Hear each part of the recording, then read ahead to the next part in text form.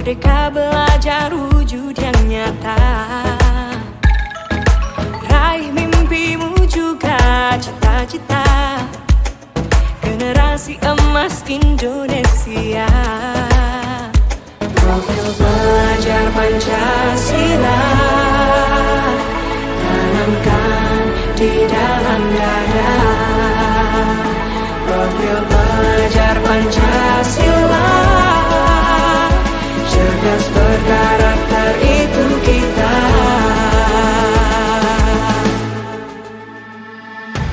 Beriman dan bertakwa pada Tuhan yang Maha Esa. Berakhlak mulia, berkebinekaan global kita.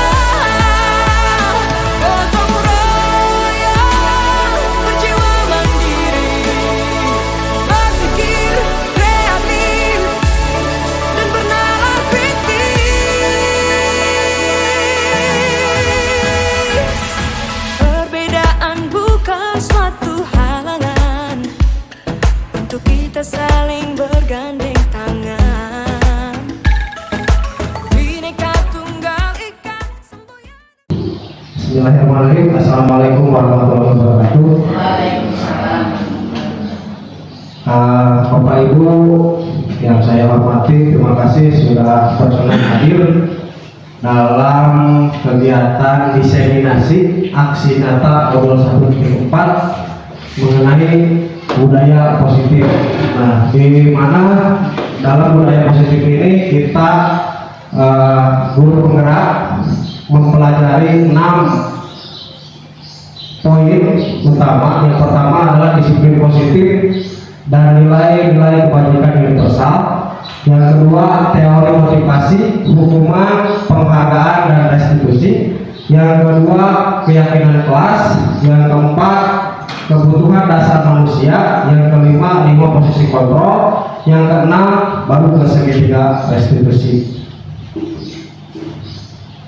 Nah, yang pertama, disiplin positif. Makna kata disiplin, kebanyakan orang akan menghubungkan kata disiplin dengan tata tertib atau aturan, ya.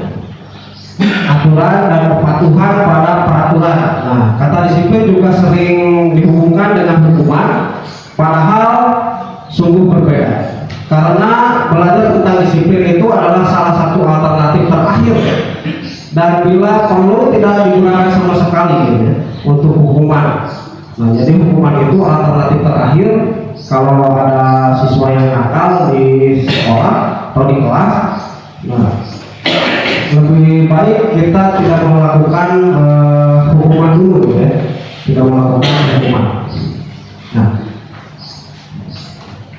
dalam budaya kita, makna kata disiplin dimaknai menjadi sesuatu yang mendapatkan kepatuhan. Kita cenderung menghubungkan kata disiplin dengan ketidaknyamanan. Nah, di mana ada kemerdekaan, di situ harus ada disiplin yang kuat. Nah, ini dikemukakan oleh Ki Hajar Dewantara atau Bapak Pendidikan kita tahun 1924, ya. Jadi sebelum Indonesia merdeka, Bapak Pendidikan kita sudah mengukuhkan ini, di mana ada kemerdekaan, disitulah harus ada disiplin yang kuat. Sungguh pun disiplin itu bersifat self disiplin, yaitu kita sendiri yang mewajibkan kita dengan sekeras-kerasnya. Tetapi itu sama saja, sebab jika kita tidak cakap melakukan self disiplin, wajiblah penguasa lain mendisiplinkan kita, dan peraturan uniknya itulah harus ada di dalam suasana yang merdeka. Jadi kedisiplinan itu tidak boleh dipaksa, harus ada dari dalam diri sendiri. Yang kedua, ada nilai-nilai kebajikan universal. Nah, nilai-nilai kebajikan universal sendiri yang berarti nilai-nilai kebajikan yang disepakati oleh bersama, ya, bukan hanya satu instansi, tapi instansi lainnya dan seluruh instansi di dunia mungkin menggunakan ini.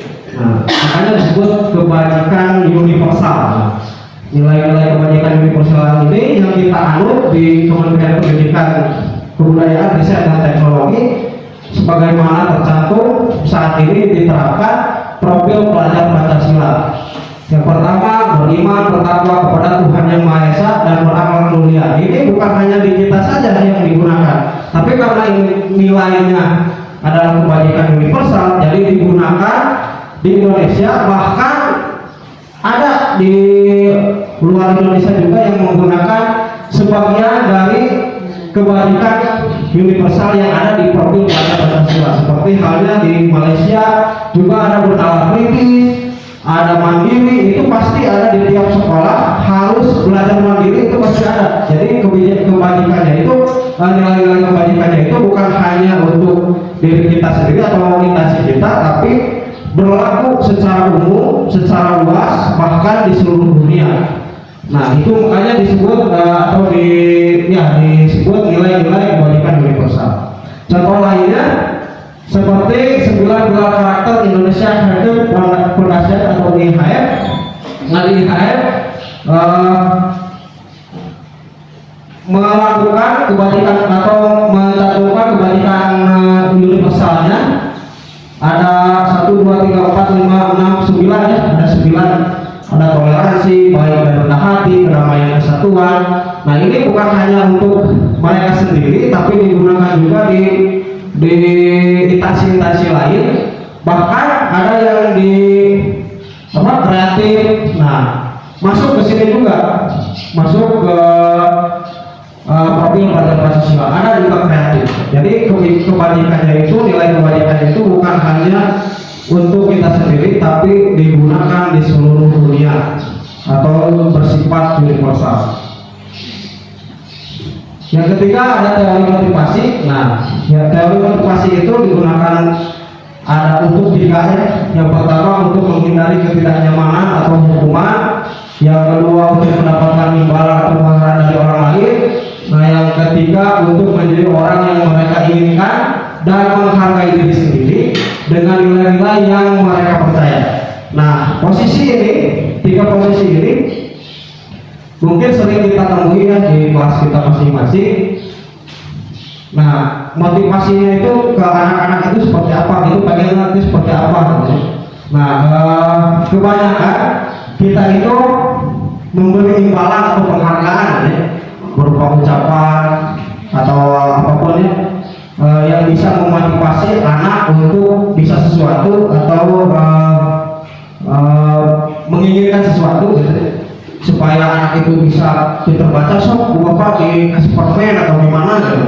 Nah, itu kan untuk mendapatkan imbalan atau penghargaan. Jadi si anaknya bisa karena pengen sesuatu gitu, pengen penghargaan, bukan karena dari dalam dirinya. Padahal seharusnya anak itu pengen bisa sesuatu harus dari dalam dirinya, harus menghargai diri sendiri gitu. Saya pengen bisa baca itu karena keinginan diri sendiri, pengen bisa seperti itu. Nah, di sini ada 3 ya dari teori motivasi ini. Yang pertama itu untuk menghindari ketidaknyamanan atau hukuman. Biasanya anak-anaknya kalau jangan bisa baca kudu bisa baca karena siun gitu, siun dihukum. Atau yang kedua bisa baca karena ada diberi sesuatu, dikasih imbalan atau penghargaan. Nah, harusnya yang ketiga nih yang dilakukan di kita itu harus dari dalam diri mereka sendiri. Yang keempat, hukuman dan penghargaan. Nah, tadi ya, hukuman dan penghargaan itu bisa kalau di modul 1.4 itu disamakan gitu. Kalau kata saya itu disamakan. Kenapa? Karena penghargaan itu sama persis dengan menghukum secara tidak langsung kepada anak. Nah, di Alvin Rohan dari dalam bukunya Punis by Dewar 1993 mengumumkan baik penghargaan maupun hukuman adalah cara-cara mengontrol perilaku seseorang yang menghancurkan potensi untuk pembelajaran yang sesungguhnya. Menurut Rohan, secara ideal tindakan belajar itu sendiri adalah penghargaan sesungguhnya.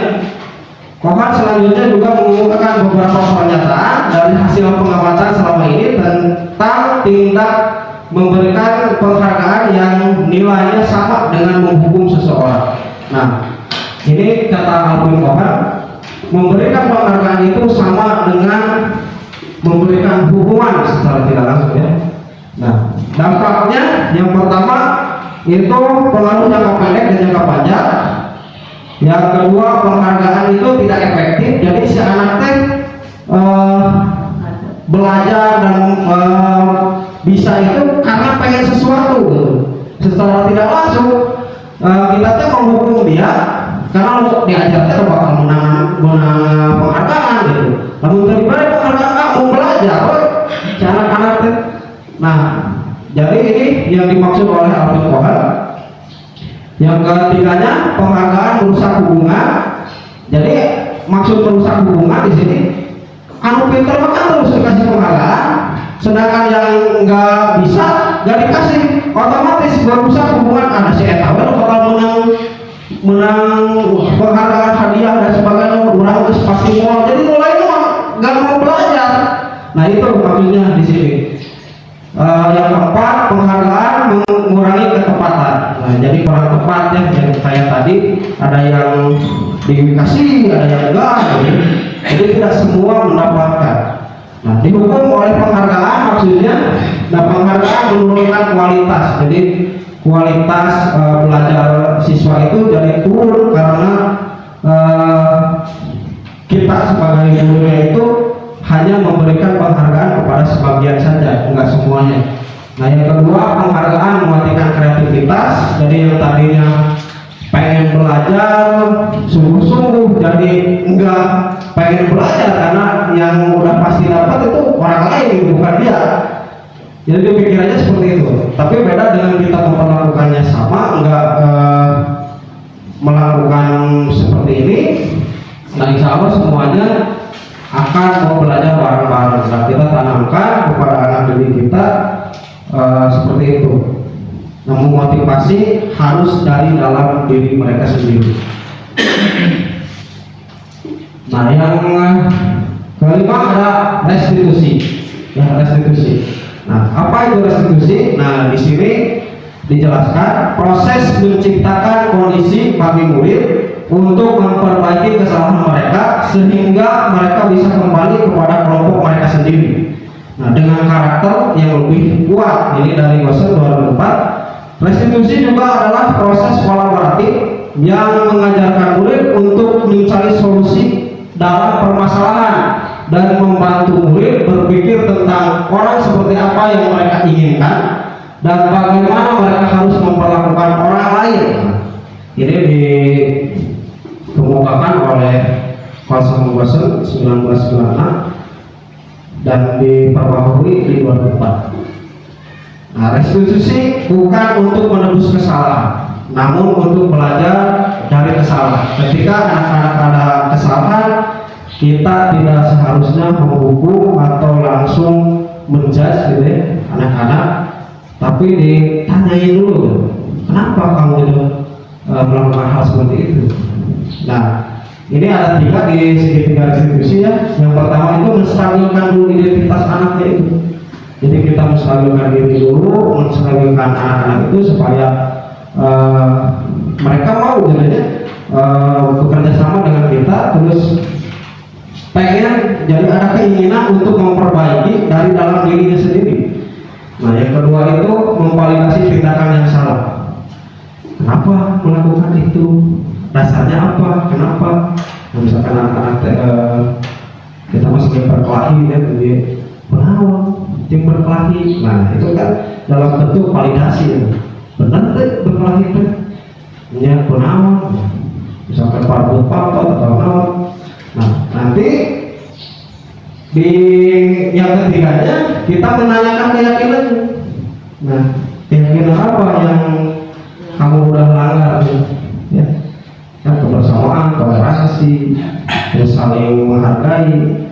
Nah, itu salah satu keyakinan yang nanti harus diperbaiki oleh gimana tuh mau memperbaikinya. Nah, Ya kan harus dari dalam diri anak itu sendiri. Pak yang minta maaf sok harusnya sering minta maaf. Nah kita itu hanya memfasilitasi, hanya menuntun murid untuk melakukan sesuatu hal kebaikan.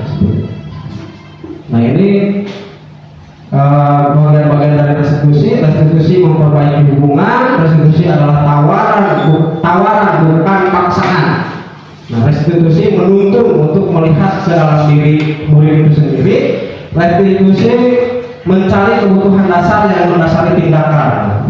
Kenapa kalau tindakan itu dilakukan? Restitusi diri adalah cara yang paling baik. Restitusi fokus pada karakter bukan tindakan. Restitusi menguatkan karakter anak itu sendiri, jadi tidak merasa bersalah gitu ya, dari tidak malu untuk memperbaiki kesalahannya di kemudian hari. Restitusi fokus pada solusi. Restitusi mengembalikan murid yang berbuat salah kepada kelompoknya. Jadi yang tadinya terakur gitu ya, bisa diakur kembali karena mereka sadar sendiri gitu untuk saling meminta maaf seperti itu. Kalau di kasusnya itu pertengkaran. Nah ini keyakinan kelas. Nah, kita juga sering mungkin ya di kelas masing-masing membuat keyakinan kelas. Nah, keyakinan kelas itu yang seperti apa? Nah, untuk mendukung motivasi intrinsik, kembali ke nilai-nilai keyakinan lebih menggerakkan seseorang dibanding mengikuti serangkaian peraturan-peraturan. Nah, jadi bentuk dari keyakinan kelas itu harus kata-kata yang positif, bukan kata-kata yang melarang, gitu ya. Kan kita mah sering salah paham, gitu, sering salah paham dalam membuat keyakinan kelas itu tidak boleh membuang sampah sembarangan. Nah, itu bukan keyakinan kelas yang seperti itu. Itu mah adalah peraturan tata tertib namanya itu. Kalau ada kata-kata negatif di depannya, tidak boleh, jangan. Nah, itu peraturan kelas atau peraturannya, bukan keyakinan. Kalau keyakinan itu harus dari dalam diri murid dan disetujui oleh gurunya. Jadi ada timbal balik dua arah, bukan satu arah. Kalau peraturan itu satu arah, biasanya guru yang membuat, murid yang patuh seperti itu.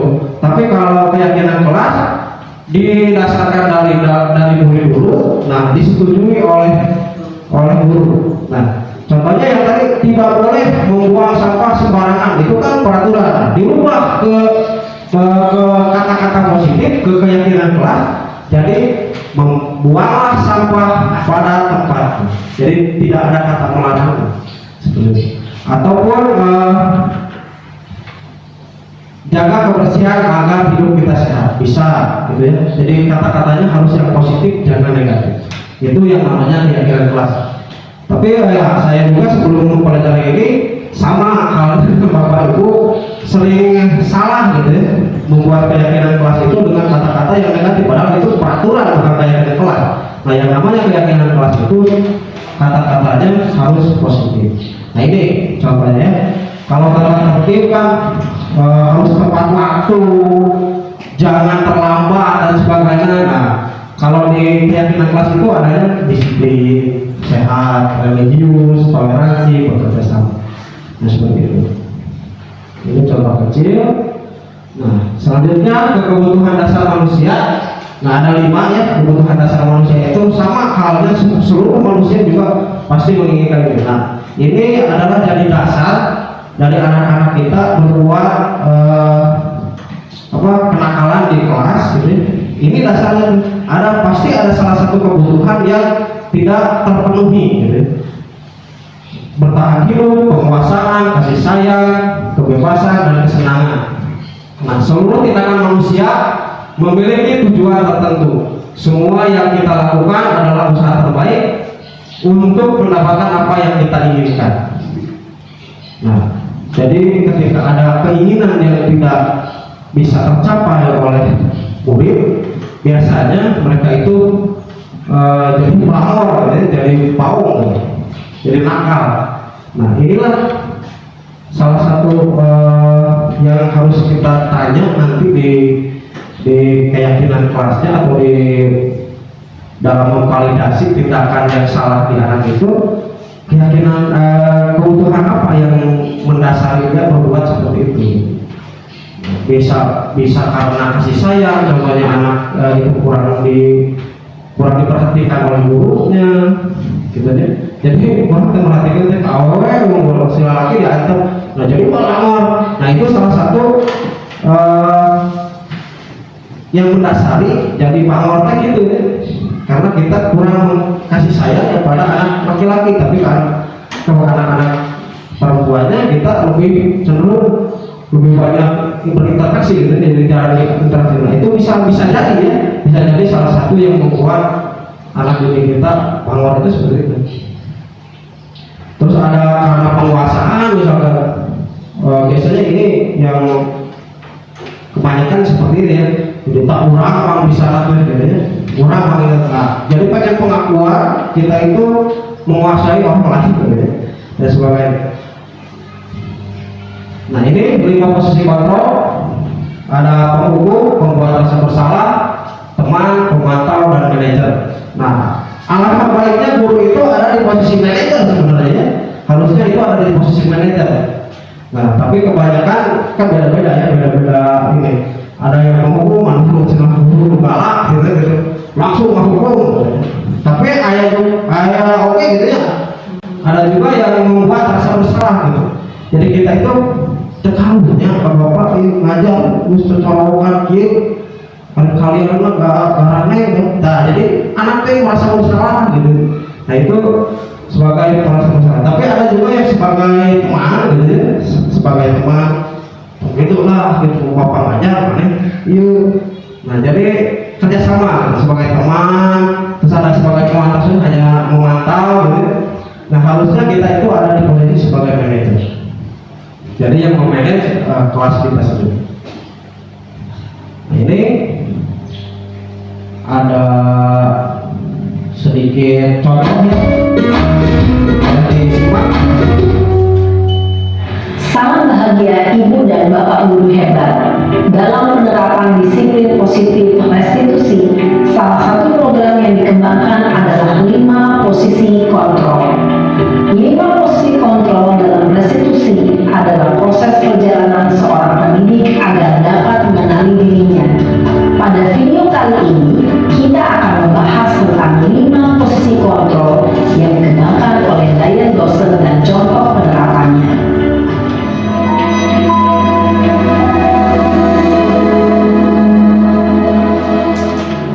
5 posisi kontrol itu adalah 1. Posisi penghukum, 2. Posisi pembuat rasa bersalah, 3. Posisi teman, 4. Posisi pemantau atau monitor, dan 5. Posisi manajer. Untuk lebih memahami kelima posisi tersebut, mari kita saksikan kasus Naren yang terlambat hadir 20 menit di sekolah dan melihat bagaimana kelima posisi kontrol dalam menghadapi masalah tersebut.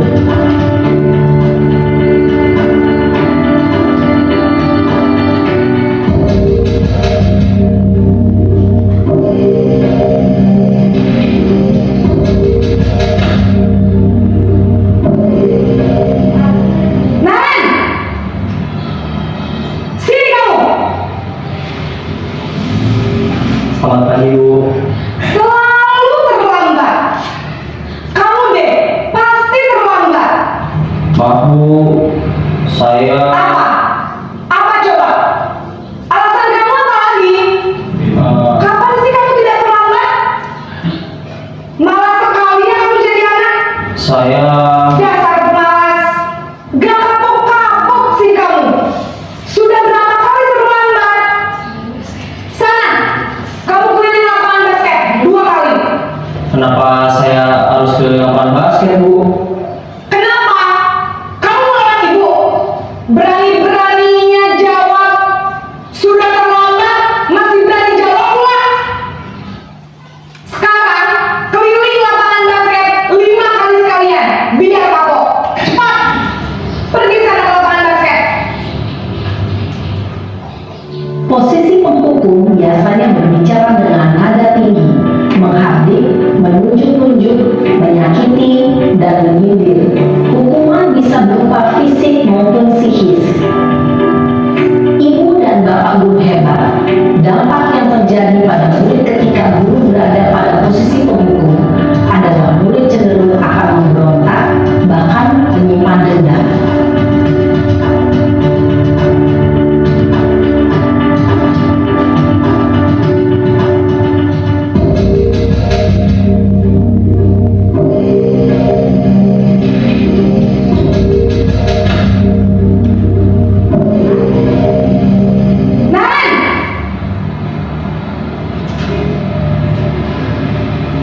Selamat pagi, Bu. Naren, kamu kenapa terlambat lagi, nak? Ya Tuhan, Naren, kamu senang ya bikin ibu susah ya? Kalau kamu terlambat lagi, nanti ibu yang ditegur bapak kepala sekolah, nak. Disangka ibu tidak bisa membina kamu. Duh, gimana ini? Maaf, Bu. Duh, Gusti Naren, kamu suka ya kalau ibu ditegur bapak kepala sekolah? Terus, sekarang ibu harus tulis apa yang di buku absen? Ini kamu sudah sering terlambat loh. Ibu harus apa coba? Maaf, Bu. Maaf sekali. Ya sudah, lain kali jangan bikin ibu susah lagi ya, nak ya. Ibu tidak akan kuat lagi kalau kamu gini terus. Bisa jantungan kalau ibu ditegur bapak kepala sekolah. Sana cepat ke kelas. Maaf ya, Bu. Maaf sekali. Posisi membuat rasa bersalah berbicara dengan nada tenang, cenderung lembut. Namun kata-kata yang diutarakan membuat murid merasa menjadi orang yang gagal, memandang buruk dirinya sendiri, merasa tidak berharga, dan tidak sanggup membahagiakan orang lain. Ketika guru mengambil posisi membuat rasa bersalah, murid akan menganggap dirinya yang bersalah dan ia akan menyimpan emosi negatif tersebut di dalam dirinya.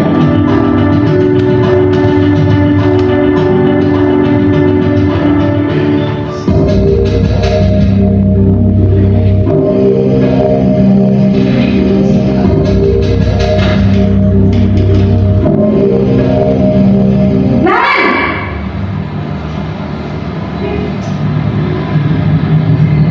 Selamat pagi, Bu. Wah, sudah jam berapa ini, nak? Terlambat lagi ya, sayang. Iya, Bu. Habis ibu saya lupa bangunkan saya, Bu.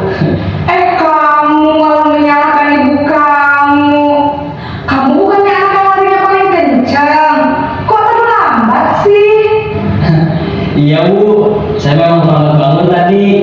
Jadi biarpun saya lari kencang, tetap gak kesenjar, Bu. Ya sudah sana. Nanti lain kali larinya lebih kencang lagi ya. Biar gak terlambat lagi. Bikin seneng ibu. Demi ibu. Bisa kan? Bisa lah, Bu. Ya sudah sana masuk kelas. Ibu beresin urusan absen kamu. Kamu ini ada-ada saja. Dalam posisi teman, guru berbicara dengan nada suara ramah, akrab, cenderung bersenda gurau untuk menjaga suasana tetap santai. Murid akan merasa senang, aman, dan akrab dengan guru. Identitas yang tercipta adalah identitas sukses atau berhasil. Namun, perlu diingat, karena ini masih dorongan eksternal, maka ada faktor ketergantungan dari murid kepada orang tertentu. Di sini guru absennya, sehingga di lain waktu murid bisa berperilaku baik, namun hanya kepada orang-orang tertentu saja.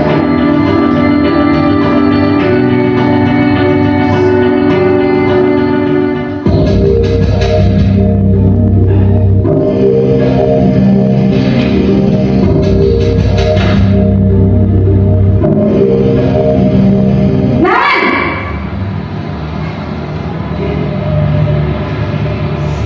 Selamat pagi, Bu. Naren, apa peraturan sekolah kita tentang jam berapa kita harus masuk sekolah, nak? Kita harus di sekolah jam 7, Bu. Iya betul, sekarang sudah jam 7.20. Naren sudah tahu konsekuensinya jika terlambat harus tinggal kelas pas jam istirahat selama 20 menit. Iya benar, konsekuensi demikian.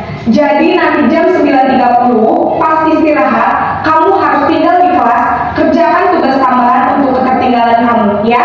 Baik Bu. Posisi pemantau mengandalkan penghitungan atau data untuk mengontrol murid. Guru mengarahkan murid berdasarkan peraturan dan konsekuensi. Seorang pemantau menunjukkan bahasa tubuh dan ekspresi wajah yang datar dan cenderung formal.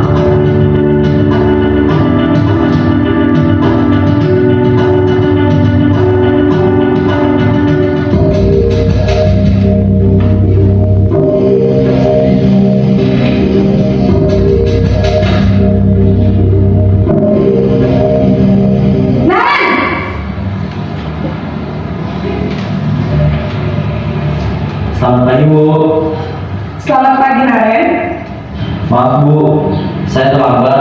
Iya, sekolah masuknya jam 7, sekarang sudah jam 7.20. Jadi sekarang bagaimana ini Naren? Maaf Bu, saya lupa setel alarm saya semalam. Baiklah, menurut kamu, keyakinan sekolah yang mana yang perlu kamu tingkatkan? Menghargai diri sendiri dan orang lain mungkin ya Bu. Setuju. Jadi, apakah Naren meyakini prinsip saling menghormati tersebut? Iya Bu, saya meyakininya. Apakah Naren bersedia memperbaiki masalah keterlambatan ini? Bersedia Bu. Bagaimana kamu akan memperbaiki masalah keterlambatan ini? Saya akan coba untuk tidak lupa menyetel alarm saya Bu. Baik, kalau Naren lupa menyetel alarm di rumah, ada orang yang kira-kira bisa bantu mengingatkan tidak? Ada Bu, kakak saya, Kak Emma. Ada lagi selain Kak Emma? Selain Kak Emma, ada ibu saya. Baik, jadi yang mengingatkan Naren adalah Kak Emma dan ibu kamu ya? Kira-kira akan mulai start alarm kapan nih Naren? Setelah pulang sekolah, akan segera saya lakukan. Baik, jadi Naren akan setel alarm untuk bangun besok pagi dan akan diingatkan oleh kakak dan ibunda Naren ya. Ada lagi yang mungkin perlu dilakukan Naren agar tidak terlambat bangun lagi. Tidak ada Bu. Baik Naren, terima kasih untuk kerjasama kamu. Sekarang kamu perlu kembali ke kelas untuk belajar. Baik Bu, terima kasih. Posisi manajer adalah posisi kontrol yang disarankan untuk membimbing murid memiliki sikap disiplin yang positif, yaitu murid yang mandiri, bertanggung jawab, dan dapat memecahkan masalah. Tujuan dari posisi ini adalah agar murid dapat berefleksi atas tindakannya. Guru akan dengan tulus memberikan pertanyaan-pertanyaan bermakna, sehingga membuat murid dapat belajar dari kesalahannya dan mencari sebuah solusi untuk menyelesaikannya. Ibu dan bapak guru hebat, setelah mengamati adegan kelima posisi kontrol tadi, kira-kira posisi mana yang paling ideal? Posisi mana yang dapat menunjang motivasi intrinsik murid? Ya, tentu posisi manajer. Posisi ini memang posisi ideal yang ingin dituju setiap pendidik. Pada posisi inilah, guru dapat menerapkan disiplin positif yang berpihak pada murid, yang memerdekakan murid. Perjalanan seorang pendidik tentunya tidak mudah untuk sampai pada posisi seorang manajer. Namun, tujuan kita pasti, yaitu menciptakan murid-murid yang mandiri, merdeka, dan bertanggung jawab. Semoga penggambaran 5 posisi kontrol yang telah diperlihatkan ini dapat menjadi ajang refleksi bagi kita semua, agar dapat terus mengasah dan menerapkan disiplin positif yang memerdekakan murid. Mari terus berlatih dan bersemangat. Selamat menerapkan.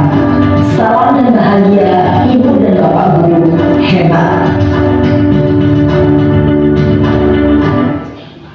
Nah, itu ya Bapak Ibu yang contoh dari yang saya ambil dari modul 1.4 tentang 5 posisi kontrol kita sebagai guru di kelas itu harus seperti apa. Nah, yang terbaik itu sebenarnya posisi manajer, tapi mungkin sebenarnya sebagiannya kita udah melakukan hal itu tapi belum menyadari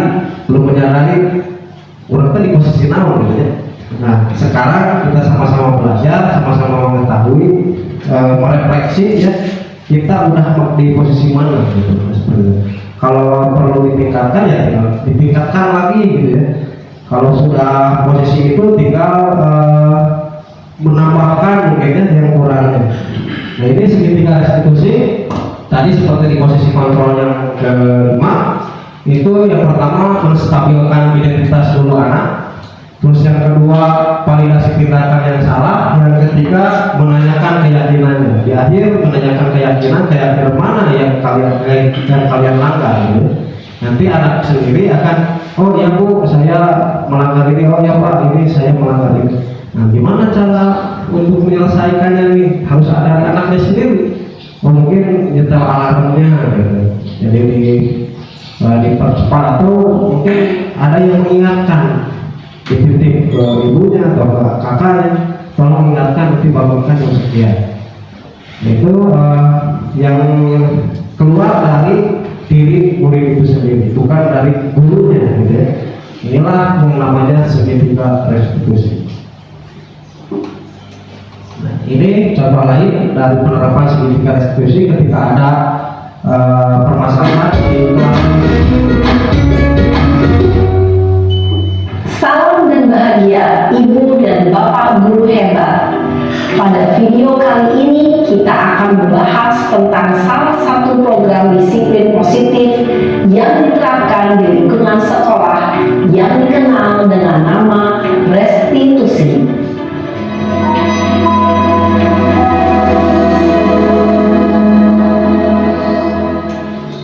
Restitusi dikembangkan oleh pakar pendidikan Diane Gosson berlandaskan pada teori kontrol Dr. William Glasser. Segitiga restitusi adalah suatu proses dialog yang dijalankan oleh guru atau orang tua agar dapat menghasilkan murid yang mandiri dan bertanggung jawab. Pada saat guru di posisi manajer, aspek yang dikembangkan pada murid adalah motivasi intrinsik, sehingga penanaman nilai-nilai kebajikan dapat tumbuh dan berkembang menjadi suatu kebiasaan positif yang akhirnya membentuk karakter murid. Proses dialog ini terdiri dari 3 langkah yang digambarkan pada ketiga sisi pada segitiga restitusi.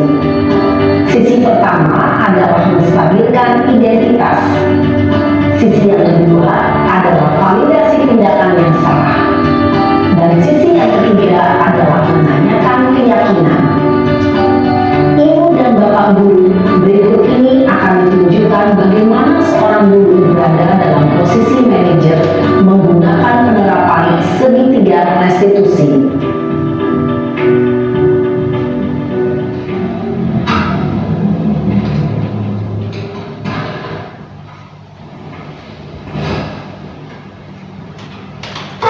Siang Sarah. Siang Pak. Sudah lama nggak ketemu Sarah? Kenapa hari ini ada di sini? Kesel Pak, kesel banget.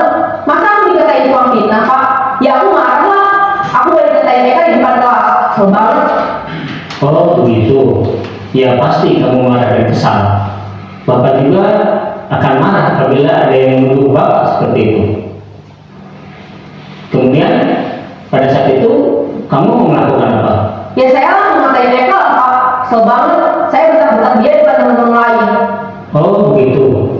Pasti kamu melakukan seperti itu karena suatu alasan tertentu kan? Iyalah, maksud saya diam saja Pak. Ya saya bela diri lah. Maksud saya dituduh tukang fitnah. Ya wajar lah.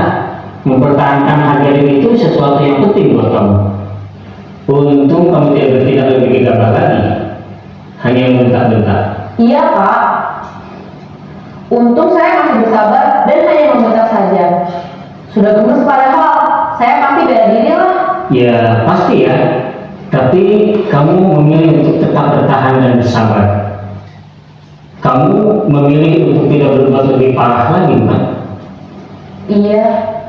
Nah, sekarang coba kita lihat lagi tindakan kamu yang bentak-bentak Eka di kelas.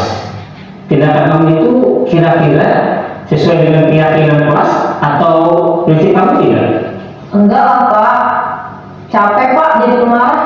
Jadi keyakinan atau prinsip mana yang kurang sesuai dengan keinginan kamu? Ya, saya sebenarnya sangat menghargai orang lain. Mungkin saat itu saya menjadi emosi, jadi tidak menunjukkan sikap itu. Kamu meyakini tidak? Menghargai orang lain itu penting buat kamu. Yakin lah Pak.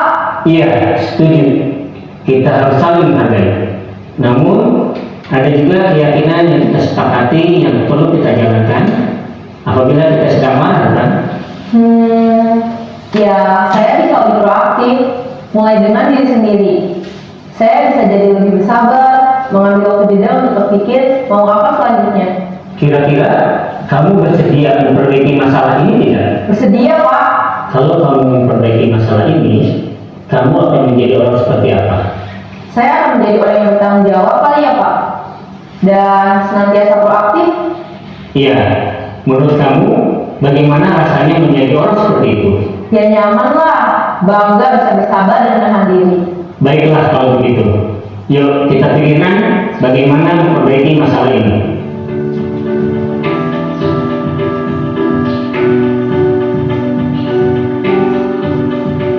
Ibu dan Bapak guru hebat, baru saja kita menyaksikan contoh bagaimana seorang guru berada dalam posisi manajer menggunakan penerapan segitiga restitusi.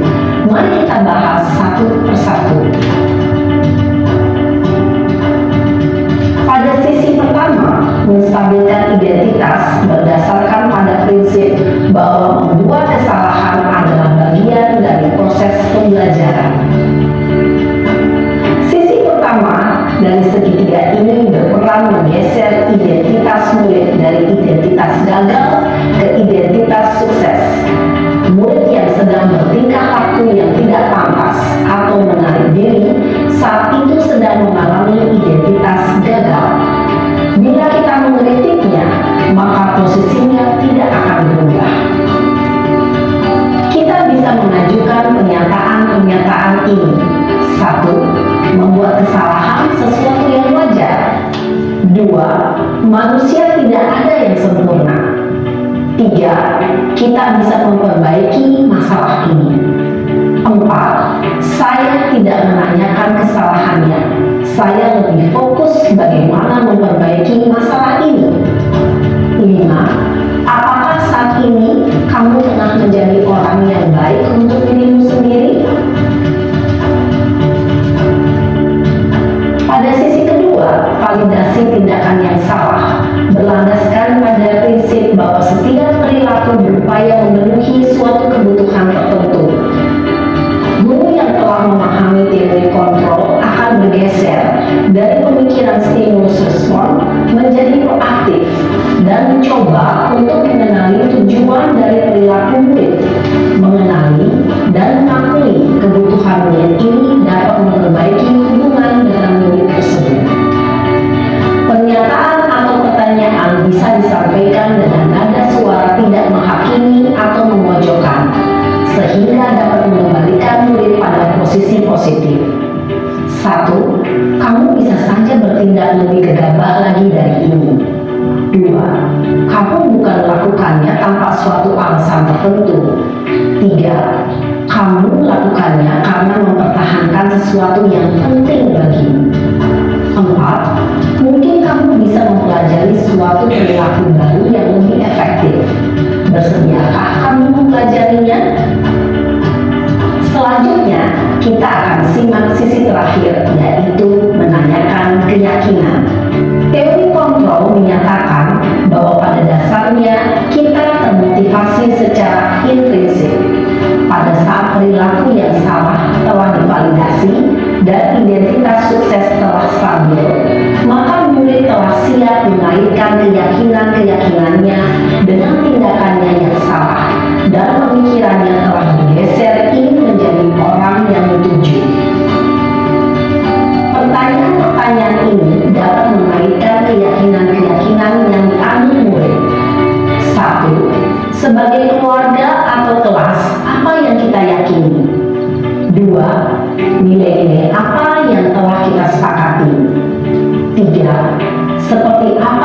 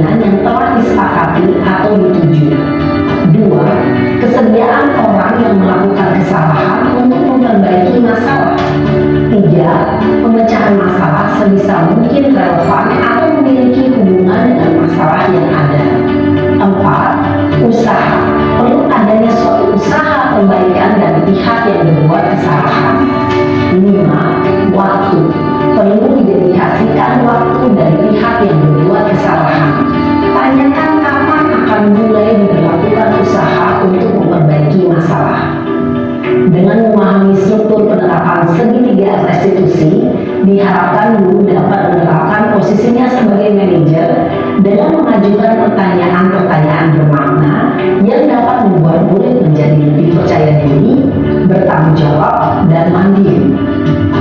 Nah, Ibu Bapak Guru perlu tidaknya mengikuti ketiga tahapan dalam segitiga restitusi bergantung pada ringan beratnya suatu permasalahan.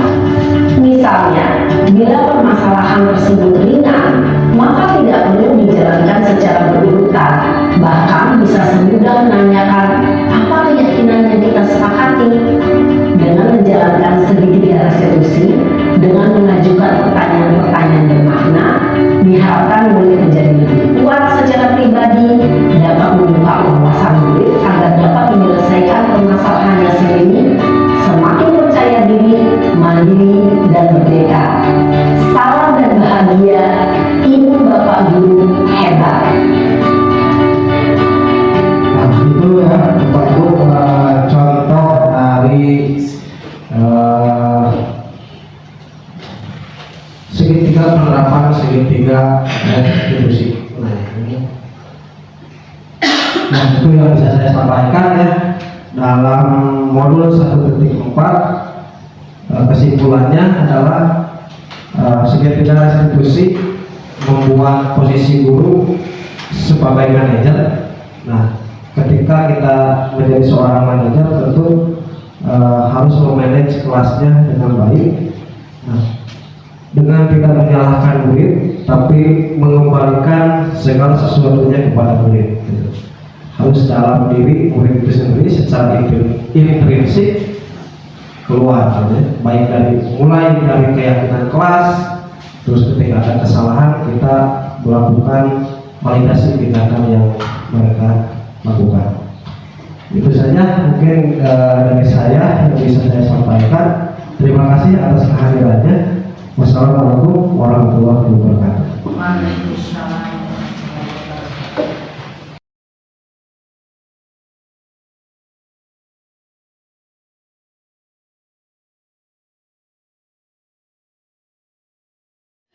Bagaimana kabarnya hari ini, Dini? Saya kesal sekali dengan ulah Najwa tadi, Pak. Dia tidak meminjamkan buku catatannya, padahal saya hanya ingin menyalin catatan saja. Oke, setiap orang pasti kesal ya kalau diacuhkan begitu. Terus apa tindakan kamu tidak kepada Najwa tadi? Tadi saya merobek buku catatan Najwa, tapi cuman sampulnya saja kok, Pak. Wajar ya jika emosi. Lalu apa tindakan kamu tidak sudah sesuai dengan keyakinan kelas kita? Tentu tidak, Pak. Saya akui saya salah sudah merobek buku Najwa, Pak. Jadi apa rencana Dini untuk memperbaiki keadaan ini? Saya akan meminta maaf kepada Najwa, Pak. Saya juga akan mengganti sampul buku Najwa, Pak. Bagus ya Dini. Bagaimana perasaan kamu sesudah melakukan tindakan yang kamu inginkan? Tentunya saya akan menjaga serta menjaga barang milik orang lain, Pak. Baik, ini ya. Mari kita selesaikan permasalahan ini bersama-sama ya. Siap, Pak. Terima kasih, Pak. Oke, terima kasih.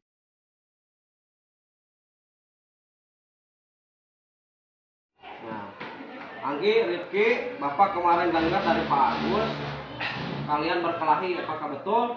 Betul, Pak. Kalau berkelahi, Nah, apa yang membuat kalian berkelahi, Anggi? Rifki menganggap tim saya curang, Pak.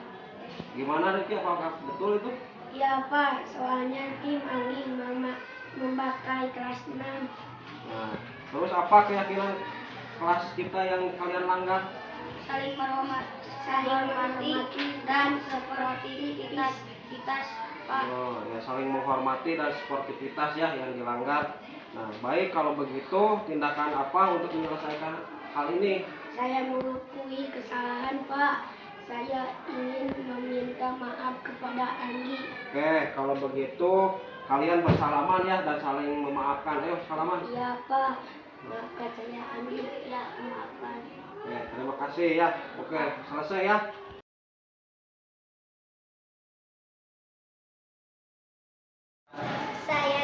teman-teman lebih senang ketika Bapak, Ibu, guru menanyakan terlebih dahulu alasan saya melanggar kesepakatan dibandingkan dengan diberikan hukuman. Secara langsung saya dapat mengetahui kesalahan dan kesepakatan yang telah saya langgar dan dapat menentukan sendiri secara untuk memperbaiki kesalahan yang telah saya buat.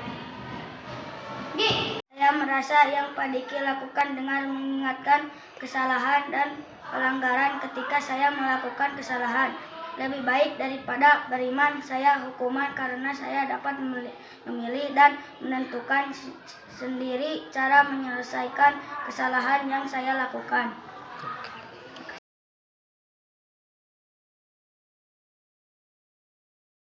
Bismillahirrahmanirrahim. Assalamualaikum warahmatullahi wabarakatuh. Alhamdulillah, dengan diadakannya desiminasi atau pengimbasan yang telah dilaksanakan oleh Pak Ahmad Diki memberikan saya pengetahuan tentang bagaimana saya harus menyelesaikan permasalahan-permasalahan peserta didik di kelas saya. Selain itu, materi yang disampaikan oleh Pak Ahmad Diki juga memberikan pengetahuan kepada saya bagaimana caranya untuk menerapkan segitiga restitusi beserta langkah-langkahnya ketika nanti saya menghadapi permasalahan dengan peserta didik maupun dengan rekan-rekan di sekolah. Terima kasih. Wassalamualaikum warahmatullahi wabarakatuh. Assalamualaikum warahmatullahi wabarakatuh. Perkenalkan, saya Elsa Fahria, guru SDN Pasir Nenggere. Dari dispensasi yang dilakukan oleh Pak Diki mengenai budaya positif ini, saya selaku guru di SD Pasir Nenggere mendapatkan pengetahuan baru bagaimana cara menyelesaikan permasalahan pada murid dalam proses pembelajaran. Saya semakin memahami bagaimana cara menumbuhkan budaya hubungan baik antara guru dengan siswa dengan memposisikan diri sebagai manajer, membuat keyakinan kelas dan menerapkan langkah-langkah segitiga restitusi dalam menyelesaikan permasalahan yang dilakukan oleh murid di sekolah. Terima kasih. Wassalamualaikum warahmatullahi wabarakatuh. Assalamualaikum warahmatullahi wabarakatuh. Nama saya Sulaiman Azmi, asal sekolah SDN Pasir Nenggere. Dengan adanya sosialisasi mengenai budaya positif dari Bapak Ahmad Diki, saya mendapatkan pengetahuan baru mengenai cara penyelesaian permasalahan pada murid dalam pembelajaran. Dengan menerapkan langkah-langkah segitiga restitusi untuk menyelesaikan permasalahan yang ada pada murid di sekolah.